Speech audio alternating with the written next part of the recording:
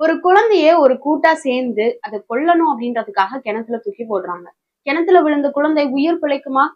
பிழைக்காது.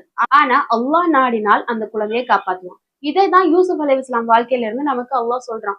யூசுப் அலைஹிஸ்ஸலாம் தன்னுடைய சகோதரர்களே அவங்கள தூக்கி கிணத்துல போடுறாங்க.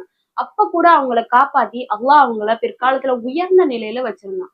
இதுக்கு என்ன காரணம்? யூசுப் அலைஹிஸ்ஸலாமுடைய தவக்கல். அவங்க கிணத்துல எறியப்படும் போதும், அவங்க மேல பொய் குற்றச்சாட்டு வந்த போதும், அவங்க சிறைக்கு போன போதும், எப்பவுமே அவங்க அல்லாஹ் மேல வச்சிருந்த நம்பிக்கையில குறையவே இல்லை. அல்லாஹ்வை முழுசா நம்பி இருந்தாங்க. அதனால அவங்களுடைய தரத்தை அல்லாஹ் உயர்த்தினான். அது மாதிரி நம்மளும் எவ்வளவு கஷ்டம் நம்ம ஃபேஸ் பண்ணாலும், நம்மளை சுத்தி இருக்கவங்களே நம்மள ஹர்ட் பண்ணா, நமக்கு எவ்வளவு பாதிப்பு கொடுக்கணும்னு நினைச்சாலும் அல்லாஹ் காப்பாத்துவான். நம்ம அல்லாஹ் மேல தவக்கல் வச்சிருந்தோம். ஸோ இன்ஷா அல்லாஹ் அல்லாஹ் மேல முழு நம்பிக்கையும் வைப்போம். யூசுப் அலைஹிஸ்ஸலாம் எப்படி நம்பிக்கை வச்சிருந்தாங்களோ அந்த மாதிரி நம்பிக்கை வைப்போம். நம்மளுடைய தரத்தையும் இம்மையிலையும் மறுமையிலையும் அல்லாஹ் உயர்த்துவான். அஸ்ஸலாமு அலைக்கும்.